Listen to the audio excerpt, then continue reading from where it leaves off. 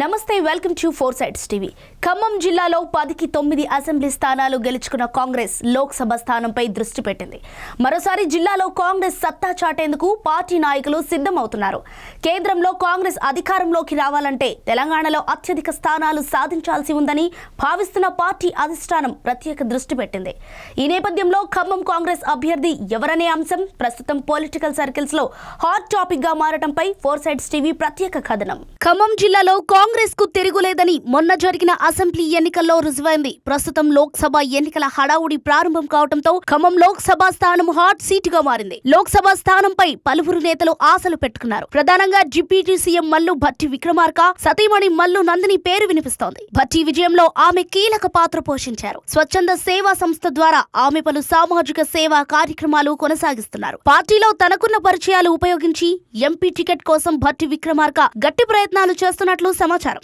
దీనిపై భట్టి అనుచరులు జిల్లాలో విస్తృతంగా ప్రచారం చేస్తున్నారు. మరోవైపు మంత్రి తుమ్మల నాగేశ్వరరావు తనయుడు తుమ్మల యుగేందర్ పేరు కూడా వినిపిస్తోంది. జిల్లాలో సుదీర్ఘ రాజకీయ అనుభవం ఉన్న మంత్రి తుమ్మల తనయుడికి ఎంపీ టికెట్ వస్తే గెలుపు నల్లేరుపై నడకే అని ఆయన అనుచరులు చెబుతున్నారు. యుగేందర్ కూడా పార్టీలో క్రియాశీలకంగా పనిచేస్తున్నారు. అసెంబ్లీ ఎన్నికల్లో తండ్రి తుమ్మల గెలుపును తన భుజాలపై వేసుకున్న ఆయన అన్ని వర్గాల ప్రజలను ఐక్యం చేయటంలో సక్సెస్ అయ్యారు. రాజకీయ వారసుడిగా యుగేందర్ ను తుమ్మల రంగంలోకి దింపుతున్నట్లు చెబుతున్నారు. తన కుటుంబ సభ్యులు రాజకీయాల్లోకి రారని గతంలో చెప్పిన తుమ్మల ప్రస్తుతం మనస్సు మార్చుకున్నట్లు తెలుస్తోంది. యుగేందర్ ఎంపీగా పోటీ చేసే అవకాశం ఉందని మంత్రి అనుచరులు సోషల్ మీడియాలో ప్రచారం చేస్తున్నారు. గతంలో ఎన్నడూ లేనంత యాక్టివ్ గా యుగేందర్ రాజకీయాలు చేస్తున్నారు. మరోవైపు మంత్రి పొంగులేటి శ్రీనివాస్ రెడ్డి తన సోదరుడు ప్రసాద్ రెడ్డిని ఎంపీగా బరిలో నిలిపే అవకాశం ఉంది. ఖమ్మం జిల్లాతో పాటు పలు అసెంబ్లీ స్థానాల్లో కాంగ్రెస్ అభ్యర్థులకు పొంగులేటి ఆర్థిక సహాయం చేశారని పార్టీ వర్గాలు చెబుతున్నాయి. కాంగ్రెస్ పెద్దలు పొంగులేటి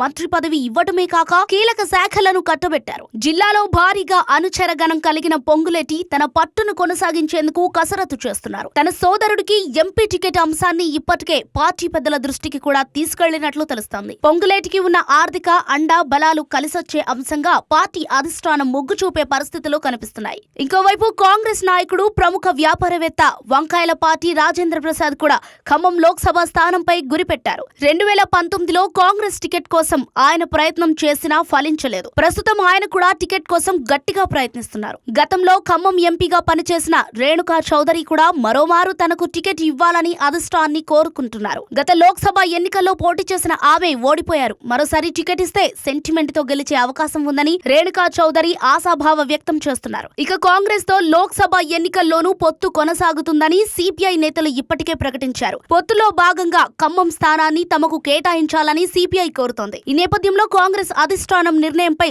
సర్వత్రా ఉత్కంఠ నెలకొంది.